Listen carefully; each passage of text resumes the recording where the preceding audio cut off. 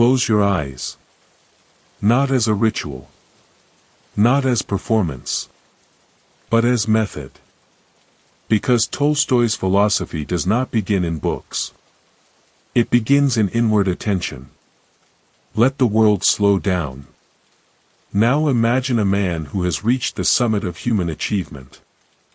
Celebrated as a literary genius. Secure in wealth. Respected across Europe. Immortal in reputation. And yet this same man writes, "My life came to a stop. I could breathe, eat, drink, and sleep, but I could not live." This is not poetry. It is diagnosis. This is Leo Tolstoy. And his philosophy begins not with certainty, but with collapse. Tolstoy was born in 1828 into Russian aristocracy. From the very beginning, his life embodied contradiction. Privilege without purpose. Education without direction. Faith without conviction. As a young man, Tolstoy was restless. He gambled compulsively. He drank excessively. He pursued pleasure without satisfaction.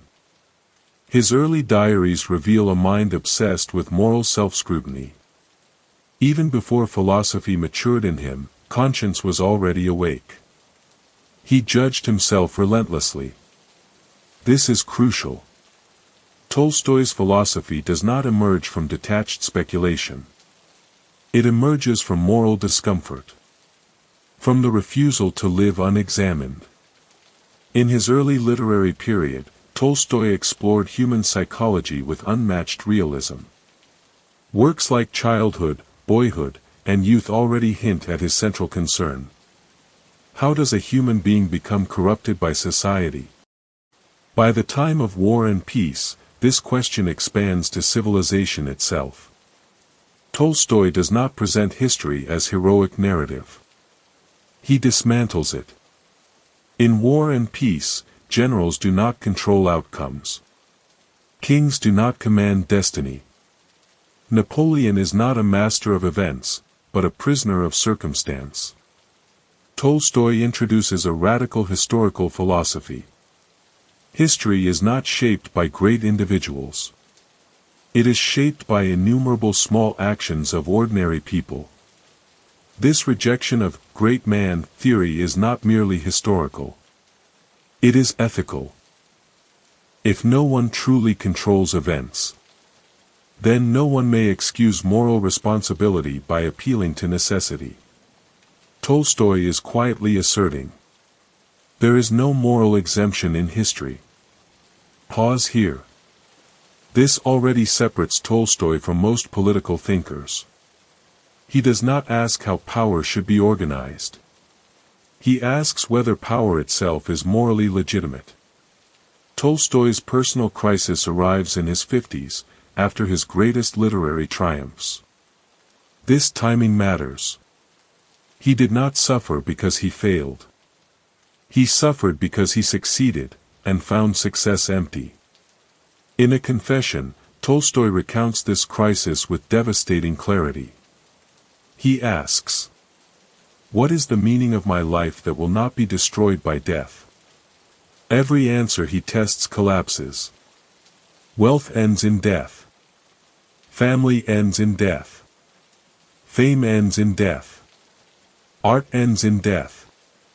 Reason itself offers no refuge. Science explains how life works, but not why it should continue. Philosophy analyzes meaning, but does not provide it. Tolstoy concludes something radical. Rational knowledge cannot justify existence. This is not anti-intellectualism. It is epistemological humility. Tolstoy recognizes a limit to reason. And instead of ignoring that limit, he centers his entire philosophy upon it. This leads to one of Tolstoy's most important ideas. Meaning is not discovered intellectually. Meaning is lived morally. Tolstoy observes that ordinary peasants, uneducated, poor, oppressed. Possess a sense of life's meaning absent in educated elites. Why? Because their lives are integrated. Work, belief, suffering, and death are not fragmented. Tolstoy does not romanticize poverty. He diagnoses alienation. Modern educated life, he believes, separates thought from action. And in that separation, meaning dissolves. From this realization emerges Tolstoy's ethical philosophy. It is grounded not in metaphysics, but in conscience. Tolstoy reinterprets Christianity, not as theology, but as moral teaching. He rejects miracles, rejects sacraments, rejects church authority. What remains is ethics. Specifically, the Sermon on the Mount. Resist not evil. Love your enemies. Judge not. Turn the other cheek. Tolstoy insists these teachings are not metaphors. They are practical commands. And here his philosophy becomes uncompromising. Tolstoy's doctrine of non-resistance to evil by violence is absolute. He rejects all war, all capital punishment, all coercive law.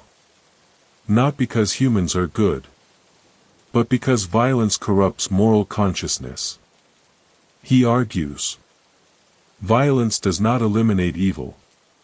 It legitimizes it. This leads Tolstoy to reject the state itself. The state, he argues, rests on organized violence. Laws are enforced by threat. Order is maintained by force. Therefore, participation in state violence, even indirectly, is morally indefensible. This position isolates Tolstoy completely. He is excommunicated by the Orthodox Church, condemned by political authorities, dismissed by intellectual elites. But Tolstoy does not retreat. He insists. If morality is conditional, it is not morality. Pause again. This is not utopian optimism. It is ethical rigor. Tolstoy does not claim non-violence will succeed politically. He claims violence always fails morally. Tolstoy's philosophy extends beyond politics into economics and daily life. He condemns private property, not abstractly, but ethically. Property, he argues, creates artificial scarcity. It legitimizes inequality. It allows one human to live comfortably at the expense of another. This belief is not theoretical. Tolstoy attempts to live it.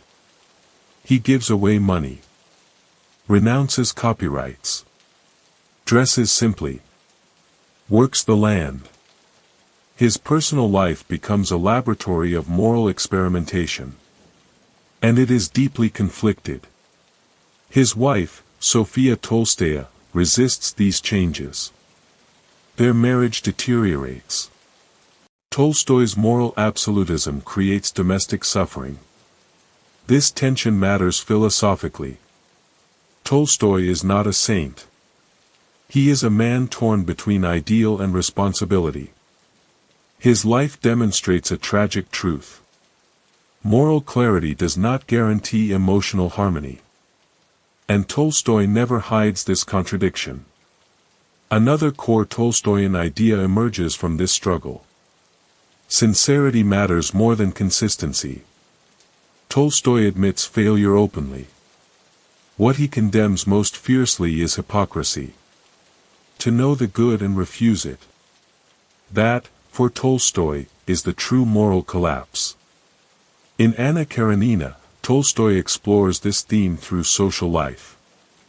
The famous opening line, "All happy families resemble one another, each unhappy family is unhappy in its own way," is not psychological trivia. It is moral diagnosis. Unhappiness arises from misalignment. Between desire and duty. Between self-image and truth. Characters like Anna are not immoral, they are divided. Tolstoy is not condemning passion. He is revealing the cost of self-deception. Tolstoy's view of happiness is therefore precise. Happiness is not pleasure. It is not excitement. It is not satisfaction. Happiness is moral coherence. When action aligns with conscience. When life is lived truthfully. This is why Tolstoy distrusts modern progress. Technology accelerates life, but does not deepen it. Comfort increases, but clarity diminishes.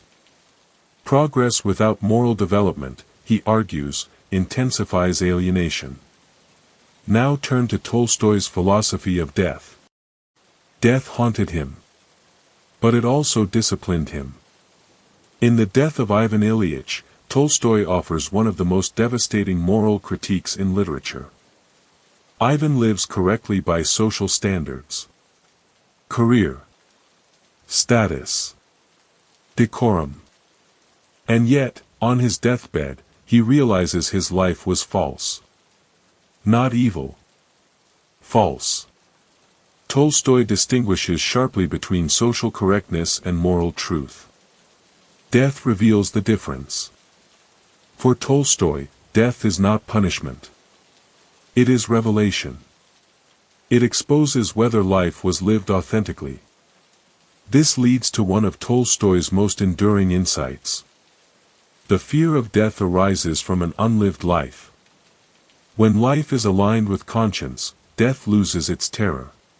Not because one escapes death, but because life has already justified itself. In his final years, Tolstoy grows increasingly radical.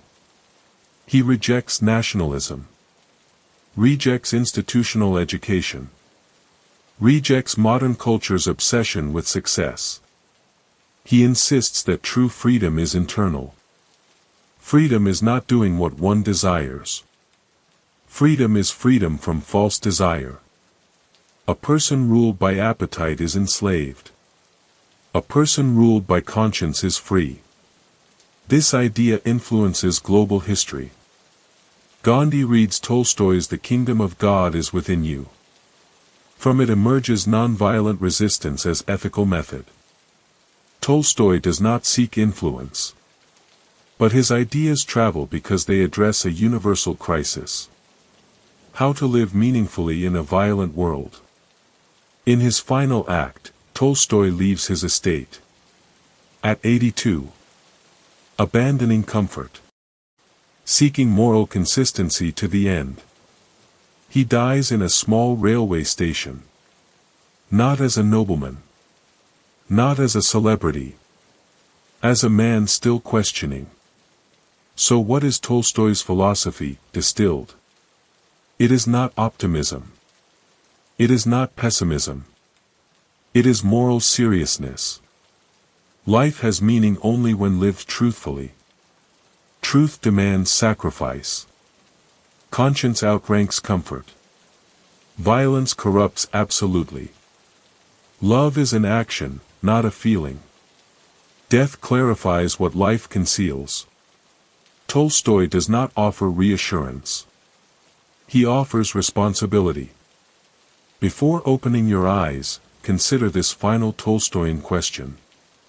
If everything external were stripped away, status, wealth, approval, distraction, would your life still make sense? If the answer feels uncertain, Tolstoy would say, that uncertainty is not a failure. It is an invitation. Breathe. Open your eyes slowly.